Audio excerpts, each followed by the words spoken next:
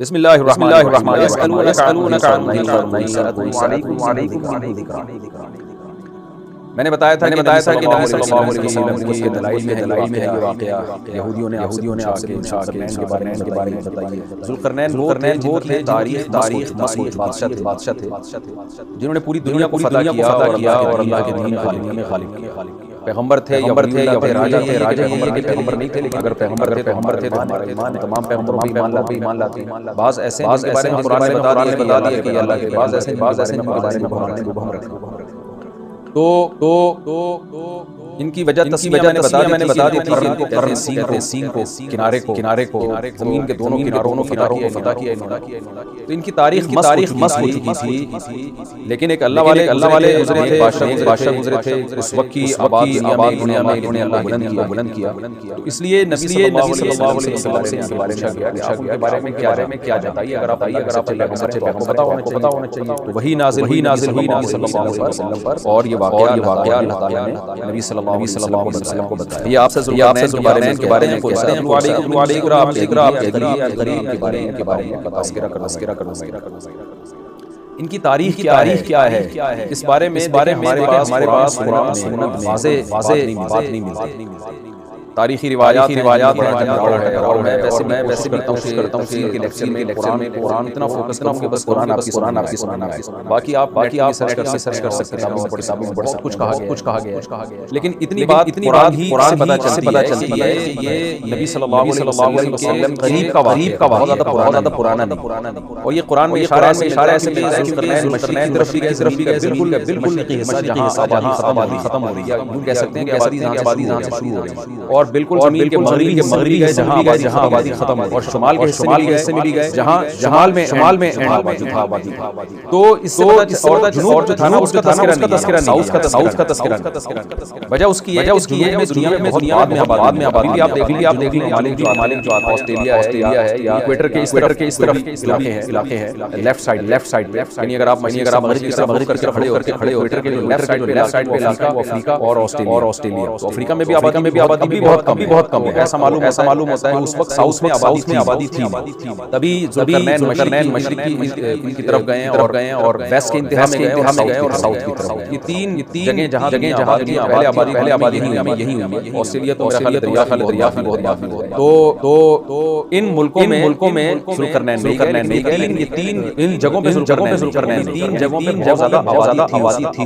یہ آبادی کا ہونا اس کی علامت ہے، بہت زیادہ پرانا تاریخی واقعہ نہیں کہ جس وقت دنیا کے مخصوص علاقوں میں آبادی۔ ہمیں قرآن سے پتہ چلتا ہے کہ دنیا میں پہلے آبادی زیادہ پھیلی ہے۔ یہ وہ علاقے ہیں جو شمال کی طرف ہیں، زمین شمال کی طرف سے ایکویٹر کے رائٹ سائڈ کھڑے ہوتے ہیں، رائٹ سائڈ ہے، اور مغرب دو شمال میں نارتھ میں اور ویسٹ میں، اس طرف میں اول میں آبادی زیادہ تر واقعات یہیں سے متعلق۔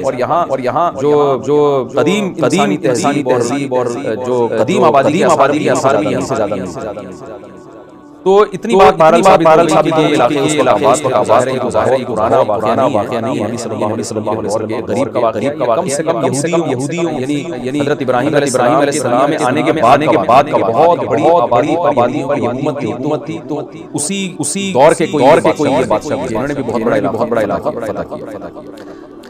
وَيَسْأَلُونَكَ عَنِ ذِي الْقَرْنَيْنِ، اور میں ان کے بارے میں بتا دیجیے کہ اس قدیم میں کم سے کم مکنا لہو فی الارض، زمین میں ٹھکانہ دیا تھا، وَآتَيْنَاهُ شَيْءً سَبَبًا، اور ہر طرح کے مسائل ہم نے ذوالقرنین کو دیے۔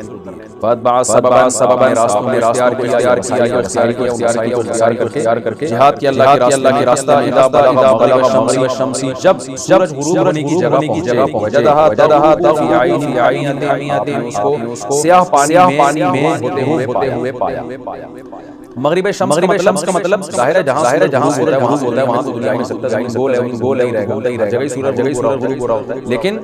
لیکن آج بھی دنیا میں ممالک کہلاتے ہیں۔ جیسے قرآن میں آتا ہے وَأَوْرَثْنَا الَّذِينَ استضعفوا مشارب المغارب التي باركنا فيها، کہ ہم نے بنی اسرائیل کو وارث بنا دیا، سمجھے جاتے تھے مشرقوں کا بھی اور مغربوں کا بھی۔ تو مشرقوں اور مغربوں سے کیا مراد سے کیا مراد ہے؟ وہ آبادی اس کی طرف وہ آبادی ویسٹ کی طرف. تو یہ مطلب ہے مشرق اور مغرب کے قرآن کے یہی مراد ہوتا ہے کہ وہ آبادی اس کی طرف آج جس کہتے ہیں وہ آبادی جو ویسٹ کی طرف. تو سورج کے غروب ہونے کی جگہ کا مطلب کیا؟ وہ آباد آخری علاقہ جہاں سورج غروب ہو جاتا ہے.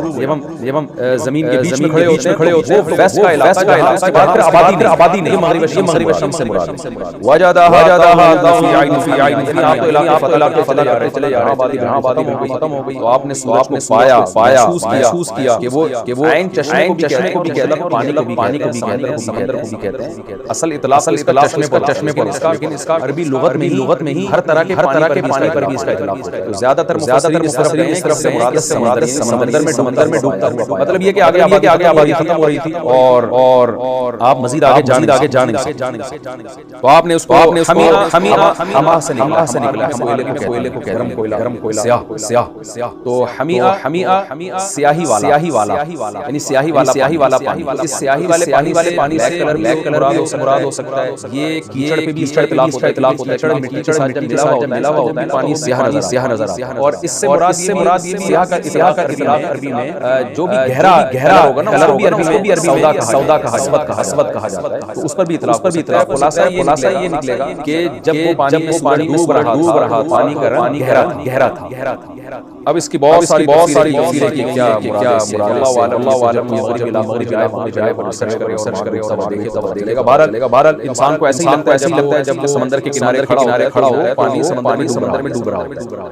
اب دیکھیں یہاں بعض لوگوں نے اعتراض کیا ہے کہ سورج تو پانی میں نہیں ڈوبتا, تو سورج گھومتا رہتا ہے. قرآن نے یہ نہیں کہا کہ سورج پانی میں ڈوب رہا, بلکہ قرآن نے کیا پایا ہے ایسا لگا کہ پانی میں. یہ میں سمجھتا ہوں قرآن کی دلیل ہے کہ اس وقت دنیا یہ سمجھتی تھی کہ سورج کوئی خاص جگہ ہے جہاں غائب ہو جاتا ہے اور پھر مشرق سے طلوع ہوتا ہے, کسی جگہ سے نکل رہا ہے. اس وقت دنیا اسلام دنیا میں آیا تو اتنی زیادہ طور پر عرب کے عربوں کے پاس بولے اور چکر لگائے چلا جائے. عربوں کے پاس کم از کم اتنی نالج نہیں اور ادھر جان گئے. عربوں کے پاس یہ آیت قرآن مجید معجزے کی اور بلاغت کی بڑی دلیل. قرآن یہ بھی تو کہہ سکتا تھا اذا بلغ الشمس, یہاں تک کہ جب قرنین مغربی علاقے کی طرف پہنچے جہاں سورج غروب ہوتا ہے تو تغرب فی عین حمیہ, غروب ہونے لگا پانی کے اندر.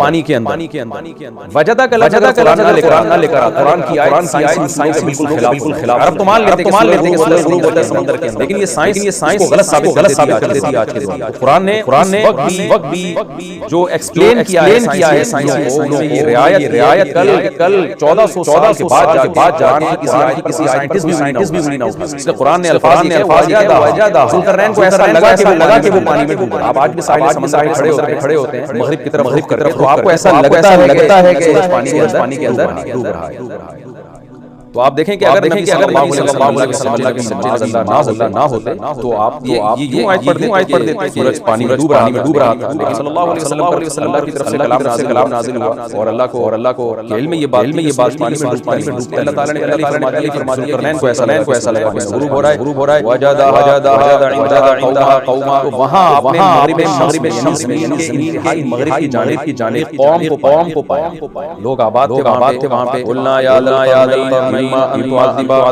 جب ذوالقرنین نے وہ علاقہ فتح کیا ہے تو اللہ تعالیٰ کہتے ہیں ہم نے ذوالقرنین کو وحی کی. اب اگر ذوالقرنین اللہ کے ولی تھے تو یہ آپ کے دل میں الہام ہے. اور اگر اللہ کے پیغمبر تھے وحی آئی آپ کے اوپر. کیا وحی تھی؟ ہم نے ذوالقرنین سے کہا یا علماء نے یہ بھی کہا کہ اس وقت کے پیغمبر حکم یہی تھا کہ اپنے امتیوں کو بتا دیں جس طرح سے جہاد کہ آپ جب کسی علاقے کو پکڑیں گے تو آپ کے پاس آپشن ہوگا کہ ختم کر دیں چاہے ان کو چھوڑ دیں. تو قلنا یا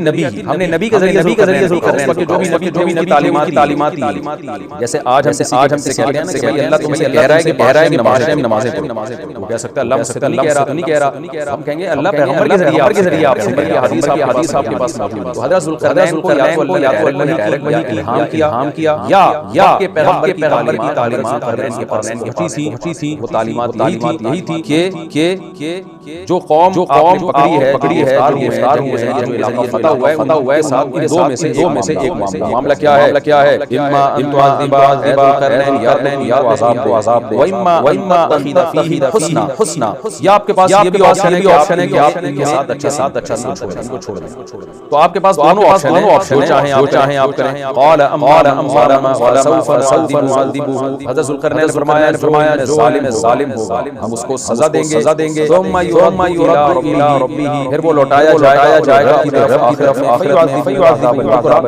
اللہ تعالی بہت سخت عذاب دے گا آخرت میں واما من آمن وعمل صالحا جو ایمان لے آیا اور نیک اعمال کیے جزاء الحسنى اچھا بدلہ ہے له امرنا یسرا اور ہم اس کے لیے اچھا معاملہ اور نوازیں گے دیکھیں دنیا میں جہاد بھی ہوتا ہے نا چاہے یہودیوں نے کیا ہو چاہے عیسائیوں نے کیا ہو جہاد میں ہے ایک دفاعی جہاد کہلاتا ہے اور ایک اقدامی جہاد دفاعی جہاد کا مطلب یہ ہے قوم نے آپ پہ حملہ کیا ہے آپ نے دفاع کرنا ہے جیسے تیسے ممکن ہو اپنا اس جہاد کی ساری دنیا جائز سمجھتی ہے ایک جہاد ہوتا ہے جو اقدام کرنا اقدام کا مطلب یہ ہوتا ہے اللہ تعالیٰ نے پیغمبروں کو دنیا میں علیہ السلام ان پیغمبروں کو حکم یہ تھا کہ آپ دعوت دینی ہے تلوار نہیں دعوت کے پیچھے تلوار نہیں تو ایمان لے آئے نہیں لے کر آئے اللہ اس کو خود نمٹے گا قیامت جیسے نوح علیہ السلام 9.5 دعوت دیتے رہے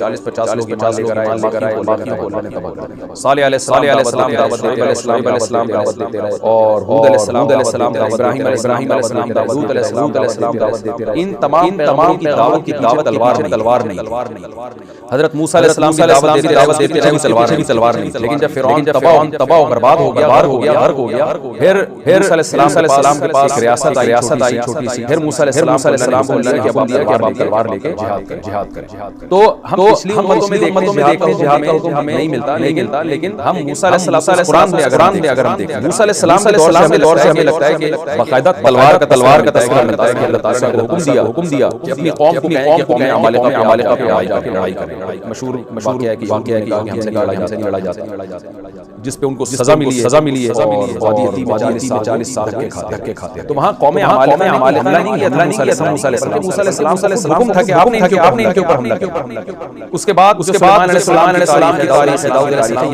یہاں اسٹیٹ تھی اور باقاعدہ سے حملے ہوتے رہے ریاست کی وجہ سے یہ بڑی ریاست تو یہ کہلاتا ہے اقدامی جہاد اس کا فلسفہ یہ زمین اللہ کی تو اللہ تعالیٰ صرف انسانوں سے یہ مطالبہ نہیں کرتے ایمان لانا چاہے لے آئے نہ لانا چاہے حال پہ چھوڑ دو ٹھیک ہے زبردستی مسلمان نہیں بنایا جائے گا لیکن زمین پر جو نظام چلے گا وہ اللہ کا چلے گا اس نظام کو قائم کرنے کے لیے تلوار اٹھانے کا تو یہ یہود میں بھی رائے عیسائیوں میں بھی رائے امتوں میں کیوں نہیں تھا بار میں بتاتا رہتا ہوں کہ اللہ تعالیٰ نے اس دنیا کو جوڑا ہے اسباب اگر ہم قرآن کا کرتے ہیں پچھلی امتوں میں اقدامی جہاد نہیں رہا وجہ یہ پہلے کہ اسلام بہت کمزور تھے وہ لڑ نہیں سکتے نوح علیہ السلام کے دور میں 40-50 مسلمانوں کا مقابلہ نہیں کر سکتے لہذا ان کو حکم دیا بس آپ نے دعوت دینی داؤد علیہ السلام 9.5 دن میں بھی رات میں بھی صالح علیہ السلام کے ساتھ حود علیہ السلام کے ساتھ لوط علیہ السلام کے ساتھ ابراہیم علیہ السلام کے ساتھ تو 2-4 کے علاوہ ازواج کے علاوہ ہمیں نہیں پتہ چلتا کہ کوئی اور شخص ایمان سے آیا تو آپ نے ہجرت کر کے علاقہ ہی چھوڑا تو یوسف علیہ السلام بھی ایسا ہوا مصر میں گئے ہیں تھوڑی تعداد میں بنی اسرائیل مصریوں سے لڑ نہیں سکتے لیکن جب موسیٰ علیہ السلام کے دور میں بنی اسرائیل کو نجات ملی اچھا موسیٰ علیہ السلام کو فرعون کے خلاف تلوار اٹھائی ظاہر ہے گراؤنڈ ریئلٹی یہ کہہ رہی تھی ایسا ہونے سے ایک قوم جو غلام بنی ہوئی ہے اور اس کے پاس اپنے ظلم سے بچنے کے لیے وسائل نہیں ریاست کیسے کر سکتی ہے وہاں بھی اللہ نے اپنی قدرت سے فرعون کو تباہ و برباد اب جو بنی اسرائیل بچے آزاد ان کے پاس اسٹیٹ آ گئی اب ان کو حکم ہوا کہ زمین پر اللہ کا نظام نافذ کرنا یہاں بہت سے لوگ اعتراض کرتے ہیں یہ اسلام کا حکم دے یا قرآن کا حکم دے دے رہا ہے کہ تلوار اٹھائے اور زمین پر اللہ کے نظام کو نافذ کرے. اس کو خوب اچھی طرح سمجھیں کہ زمین پر کوئی بھی نظام نافذ ہوتا ہے اس کے پیچھے تلوار ہی ہوتی ہے. چاہے جمہوری نظام چاہے وہ آمرانہ نظام بھی دنیا میں سسٹم چل رہے ہیں وہ سب تلوار کے ہی نافذ کیے گئے. اس میں ہر ایک رائے نہیں لی جاتی کہ چاہتے ہیں کہ نہیں چاہتے. مثال کے طور پر جمہوری نظام کو آپ دیکھ لیں, اکثریت کے ساتھ اگر کوئی جیتتا ہے تو جو اس کے اختلاف میں لوگ ہوتے ہیں وہ جیتنے والے کو مانے یا نہ مانے سسٹم کہتا ہے کہ آپ کو ماننا پڑے گا. تو تلوار ہی ہے. تو تلوار کے دو چیزیں ہونی چاہیے. اگر تلوار غلط نظام کو نافذ کرنے کے لیے چلائی جا رہی ہے وہ غلط. اگر وہ صحیح بات چلائی جا رہی ہے وہ تلوار ٹھیک ہوگی. بحث یہ نہیں ہے تلوار سے اللہ تعالی نے تلوار کی طاقت میں غالب کیا ہے یا مشورے سے غالب چیز کا کیا جا رہا ہے یا غلط تھی.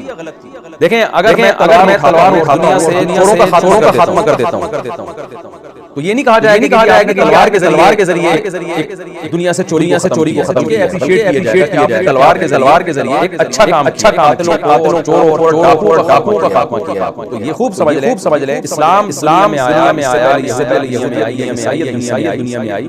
تو جن پیغمبروں نے تلواریں اٹھائی ہیں موقف بہت واضح. زمین پر اللہ کا نظام ہونا چاہیے. اس نظام کو نافذ کرنے کے لیے تلوار چاہیے. ایک بات.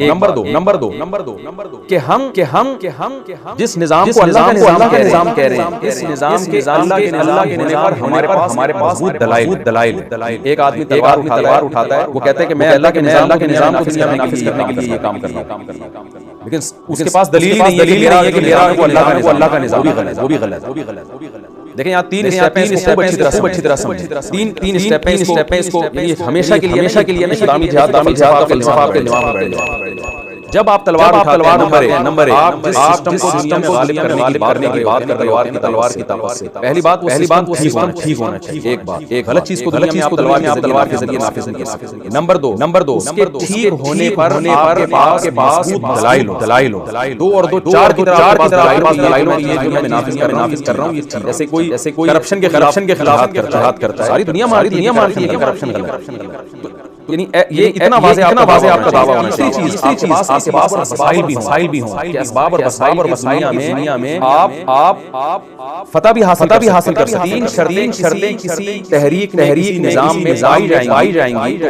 شرن بھی اجازت تلوار اٹھائیں اور اپنے نظام کو دنیا میں نافذ کریں. یہ تین شرطوں میں سے شرط اگر نہیں پائی جاتی پھر تحریک کو اجازت. مثال کے طور پر میں مثالیں دیتا ہوں جس سے یہ جو میں نے بیان کر لیا اچھی طرح سمجھ میں. ایک آدمی تلوار اٹھاتا ہے تحریک چلاتا ہے. جیسے ہٹلر نے تلوار اٹھائی اسلامی لڑائی کر رہا تھا. اس نے تلوار اٹھائی کہ دنیا میں کا کنٹرول اپنے ہاتھ میں لینا تھا. لیکن تلوار اس نے اٹھائی جرمن کا حاکم بنا. اس سے جب پوچھا گیا کہ بھئی آپ جرمن قوم کا حاکم کیوں بنانا چاہتے ہیں اس نے دلیل دی کہ جرمن قوم کا بہترین دماغ دنیا کا لیڈر بننے کی سب سے بڑی قوم میں. یہ دلیل بھی غلط تھی. اور جس چیز کو دنیا میں ہدف کو لے کے اس نے تلوار چلائی وہ ہدف بھی غلط. ایک شرط ہو سکتا ہے پائی جاتی کہا ہوگا کہ میرے وسائل ہیں طاقت ہے ایسے فوج ہے کہ میں دنیا پہ غلبہ کر سکتا ہوں. اس میں دو رائے ہٹلر کے پاس فوج تھی یا نہیں. ہم مان لیتے ہیں کہ اس کے پاس آرمی تھی وسائل تھے دنیا میں غلبہ حاصل کر سکتا. پچھلی دو شرطیں یہاں مفہوم ہیں کہ آپ جس چیز کو دنیا میں نافذ کر رہے ہو بس برحق ہونے کی کیا دلیل. قوم کی جنگ قوم کو دنیا کا امام بنانا چاہتے ہیں. تو دنیا میں غیر جنگیں ہوتی رہی ہیں.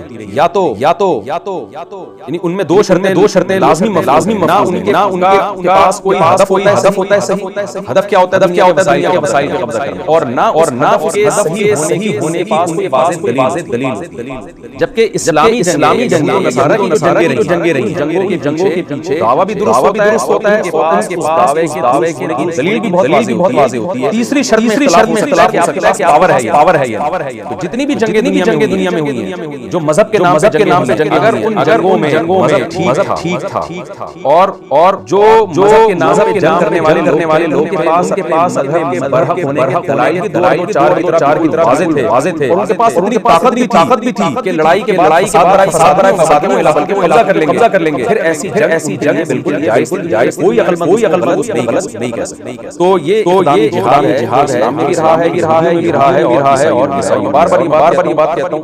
ہمارے ایک دوست گئے نا، انہوں نے کہا کہ وہاں پہ اٹلی میں جو ایک سٹی ہے جو پانی پہ ہے، اس کا نام سے نکل بھی آیا چاروں طرف پانی ہے، تو انہوں نے لگا کے مسلمان فاتحین جب یورپ میں داخل ہوئے تو جو ناجائز قبضہ انہوں نے کیا اور تلواریں چلائی تو جزیروں میں محصور ہو گئے. میرے دوست نے مجھے دیا کہ یہ مسلمان بارے میں اس طرح کی میں نے کہا کہ ان سے آپ یہ کہنا کہ یورپ جو عیسائیوں کے ہاتھ میں آیا فاتحین ہی آئے، یہودیوں کو بھگایا. تو آپ نے جو یورپ کی قبضہ کی مذہب کی بیس پہ کی، آپ کے پیچھے عیسیٰ علیہ السلام کی دعوت تھی اور آپ کا یہ ہدف تھا کہ برحق نبی ہے، جو نبی برحق ہوتا ہے تعلیمات کو دنیا میں ہم نے غالب کرا. آپ کے مقابلے میں یہودی کھڑے ہوئے آپ سے علاقے قبضہ کیا. تو اس لیے احتجاج کا حق ہونا چاہیے کہ ہم سے علاقے چھینے. پھر ہم یہودیوں کی طرف آتے ہیں. یہودی اگر کہے گا ہم سے ظلم ہوا، عیسائیوں نے جنگیں لڑے ہمارے علاقے یہودیوں سے بھی یہ کہیں گے جناب آپ نے داؤد علیہ السلام کے جہادی کیا. اس وقت آپ کا دعویٰ یہ تھا اسلام سچا ہے، سلیمان سچا ہے، موسیٰ سچا ہے، زیادہ اس دنیا میں غالب ہونے. اور آپ کے پاس ہونے کے دلائل بھی تھے اور آپ کے پاس طاقت بھی تھی اور یہ مذہب بھی واقعی حق تھا کہ آپ حکومت کریں اپنی حکومت. تو اب یہی دعوت اسلام کا بھی صلی اللہ علیہ وسلم برحق نبی ہے اور مسلمانوں کے پاس نبی ہونے کے اور سچے ہونے کے چار کی طرف دلائل بھی ہیں اور مسلمانوں کے پاس پاور بھی تھی لڑنے کی. 100% پاور کا ہونا آدھی پاور قرآن نے مدد کا وعدہ کیا. تو جذبہ بھی تھی، جذبے کے تحت آپ کے علاقے قبضہ کر لیا. کام نہیں ہوا. وہی کام ہوا ہے جو یہودی پہلے مشرکین کے خلاف کرتے رہے، عیسائی کے خلاف کرتے رہے. اس کے بعد مسلمان دونوں کے خلاف رہے. وہ یہ چھمبے کی بات نہیں. تو یہ دنیا کا رواج بھی ہے اور عقل بھی اسی کو درست ہے. اور پھر ہم جو مشرکین ہیں جو قائل پرست ماضی اگر تاریخ اٹھا کے دیکھیں ان کے پاس بھی آج جتنے علاقے تلوار طاقت صحیح انہوں نے فسائی. تو جمہوری نظام اب تلواریں ہی چلتی رہی. محمد بن قاسم کے بارے میں کہا یہ علاقہ راجہ طاہر کا تھا. محمد وہاں سے آگے جبرن کر کے اسلام میں اور اسلامی ریاست داخل کیا. ہندوؤں کا راجہ طاہر کا تھا. وہاں بھی ہے کہ راجہ طاہر الیکشن کے ذریعے راجہ طاہر تلوار کی طاقت صحیح اس نے علاقے پر قبضہ کیا. تو تلوار ہی کی طاقت سے دنیا میں ہمیشہ قائم ہوئی. یہ تو ایک دفعہ جب قائم ہو گئی بڑی جنگوں سے روکنے آپس میں ایگریمنٹ کے خلاف لڑیں گے. تو یہ میں نے پوری لمبی چوڑی تقریر اسلام کے جہاد کو سمجھانے کے. مسلمان فاتحین جو اللہ کے نیک ہیں کہ ہمیشہ سے رہے ایک ظلم کرنے. اللہ نے حضرت کا واقعہ یہ سمجھانے کے لیے بیان کیا کہ الذين آمنوا يقاتلون في سبيل والذين كفروا يقاتلون في سبيل الطاغوت. دنیا میں ہمیشہ تلوار چلی ہے. کس کام کے لیے؟ ایمان والے ہیں انہوں نے قوم پرستی کے لیے قبضہ کرنے کے لیے تلوار نہیں چلائی بلکہ اللہ کے نظام کو غالب کرنے کے لیے چلائی. والذین کفروا يقاتلون في سبيل الطاغوت. اور جو خدا کو نہیں ماننے والے تلواریں چلائیں. شیطانی نظام کو دنیا میں نافذ کرنا. ذوالقرنین کا واقعہ بھی اصل سبق ہمیں یہ ملتا ہے. اللہ کے نیک بندوں نے تلواریں اٹھائی ہیں دنیا میں اللہ کے نظام کو نافذ کیا. اور یہ ٹاپک میں ایک بات ختم کرتا ہوں وہ یہ کہ اگر کوئی غیر مسلم اسلام تلوار کے زور سے پھیلائے آپ اس کو یہ کہہ دیا کریں کہ اسلام نے تلوار کے زور سے پھیلایا، توحید کو پھیلایا، زنا کو ختم کیا، شراب کو ختم کیا. تم نے جو تلوار چلائی ہے زنا سے بھر دیا. دنیا میں شراب کو عام کرنے ماں باپ ہاؤس بنا کے اولڈ ہاؤس میں جمع کرنے کے کلچر کو پروموٹ. تلوار دنیا میں ہر جگہ چلی ہے. سلمان سے جوڑنے کا نظام پیدا ہوا اور پابندی کا نظام پیدا ہوا. عبادت لوگ آئے اور کفر کی تلوار سے بے حیائی پھیلی. آج ساری دنیا دیکھ رہی ہے، خوشیاں پھیلی. تو تلوار دونوں نے چلائی ہے. نافذ کیا گیا اس کو دیکھنا. تو یہ حضرت ذوالقرنین کے واقعے سے سبق ملتا ہے کہ آپ تلوار میں سارے فاتحین تلوار ہی چلاتے رہے. قال اما سوف نعذبه ثم يرد اللہ تعالیٰ فرماتے ہیں کہ جب اللہ کا فتح کیا میں نے کیا کہا اما ان تعذب اختیار ہے آپ چاہیں تو کیا مطلب قتل کر دیں میدان جنگ میں پکڑے گئے ہیں بھائی کے پکڑے گئے قتل کر دیں اما ان تتخذ حسنا یہ بھی آپ کے پاس ہے اس زمانے میں ایسا ہی ہوگا آپ ان پر احسان چھوڑ دیں تو آپ کو اللہ دونوں اختیار نہیں اس زمانے میں ایسا ہی تھا اللہ تعریف کر رہا ہے کہ ذوالقرنین نے فیصلہ یہ نہ تو میں چھوڑوں گا نہ میں سب کو قتل کروں گا میں کیا کروں گا من ظلم کرے سوف نعذبه اس کو میں ظلم سے مراد کفر پہ باقی رہے جو کفر پہ باقی رہے گا کرتا رہے گا برائیوں میں بڑا رہے گا اس کو میں عذاب دوں گا بظاہر ایسا لگتا ہے عذاب قتل کرنا اپنے رب کو لوٹایا جائے گا اللہ پر اس سے بھی بڑا عذاب دنیا میں تو یہ عذاب ملے گا اس سے بھی بڑا عذاب اس سے پتہ چلتا ہے کہ امتوں میں شاید جزیے کا رواج اسلام نے احسان کیا کہ تلوار سے آپ مسلمان نہیں کرنا بلکہ ہماری شریعت یہ ہے اللہ کا اب تو اسلامی جہاد ختم ہو گیا مسلمانوں کا اپنے بچانا مشکل ہو گیا لیکن پچھلی امتوں میں جب پچھلے جو مسلمانوں کے ماضی میں جب جہاد ہماری شریعت قرآن میں بھی ہے یہ حدیث میں بہت ہی واضح ہے کہ کسی علاقے کو کیا جائے تلوار کے زور سے کسی کو بنایا جائے گا بلکہ ان کو پہلے دعوت دی جائے گی اسلام قبول کر لے چھوڑ دیا جائے گا اگر اسلام قبول نہیں کرتے تلوار چلے گی تلوار کے بعد جزیے کو نافذ کیا ان کے جان اور مال کا حمال کیا جائے گا اور ان کی عبادت کو بھی باقی رکھا جائے گا اور ان سے ٹیکس دیا جائے گا ہر سال تھوڑا ہے ہم فقہ کی کتابیں جب پڑھاتے ہیں طلباء کو پوری جزیے کی مقدار مالدار نہ جزیہ دے گا اسی درجے کا غیر جزیہ دے گا اور غریب اتنا دے گا کتابوں میں قرآن نکالی لیکن اس کا موقع نہیں بہت تھوڑی ہے وہ قسطوں میں لی جاتی ہے بہت تھوڑی اور اس کے بدلے بینیفٹس بہت زیادہ کہ ان کو پوری آزادی مل جاتی ہے ایسے غیر ذمہ کہا اسلام نے اسلام اور زیادہ غیر مسلم کے ساتھ رواداری والا ہے یہ رواداری والا سے پہلے سارا میں نہیں ان کی شریعت سخت ہماری بہت ہمیں چھوٹ دی ہے کہ آپ غیر نہیں کر سکتے اس بیس پہ کہ وہ کلمہ آپ دیکھیں ذوالقرنین نے اجازت چاہو تو بھائی سب کو قتل کر دو ذوالقرنین نے کہا جو ظلم سے بچ جائے گا یعنی شریعت کو فالو کرے گا میں اس سے کروں گا جو نہیں کرے گا میں اس کو سزا دوں گا اس شریعت میں اجازت ہے ہماری شریعت میں نہیں لیکن ہماری شریعت محدود وقت کے لیے جب حضرت عیسیٰ ابن مریم علیہ السلام ہوں گے صحیح حدیث سے پتہ چلتا ہے وَيَضَعُ الْجِزْيَةَ حضرت عیسیٰ کے دور میں جزیہ ختم ہو جائے گا اما الاسلام تلوار ہوگی یا اسلام یعنی حضرت عیسیٰ جب نازل ہوں گے تو وہاں یہی حکم کرنا ہے ذوالقرنین اللہ نے حکم دیا تھا بلکہ ذوالقرنین کو تو اجازت دی کہ آپ چھوڑ دیں چاہیں تو سزا دیں لیکن عیسیٰ ابن مریم کو اجازت نہیں ہوگی وہاں یہی ہوگا اللہ کی حجت تمام ہو چکی ہے کہ حضرت عیسیٰ علیہ السلام کا حکم ہوگا کہ مجاہدین اسلام قبول کرے گا تو بچے گا نہیں کرے گا تو قتل کیا جائے گا لیکن سمجھ لیں آج ہی ہمیں اجازت نہیں ہے کہ ہم آج کسی غیر مسلم کو قتل کر لیں قطعاً اس کی اجازت تو یہ دو مسئلے میں حضرت عیسیٰ کا اور مسئلہ ہے عرب میں اگر کوئی غیر مسلم اس کے خلاف جہاد ہوگا تو کیا ہوگا اس بارے میں حنیفہ کا موقف یہ ہے کہ عرب کے خلاف جب لڑائی ہوگی اس میں بھی جزیہ نہیں یا تو اسلام ہے یا تلوار تو ماضی میں جو لڑائیاں خلافوں کے خلاف ہوتی امام حنیفہ ہے کہ جزیہ نہیں لیا جائے اور دلیل اس کی یہی ہے کہ عربوں پہ حجت تمام قرآن ان کی زبان میں نازل ہے تو قرآن کو سمجھتے ہیں اس کے بعد ان پر حجت تمام ہو جاتا ہے ان کے لیے حکام سخت ہیں جو اجمی ہیں ان کے لیے حکام نرم اور جیسے عیسیٰ ابن مریم نازل ہوں گے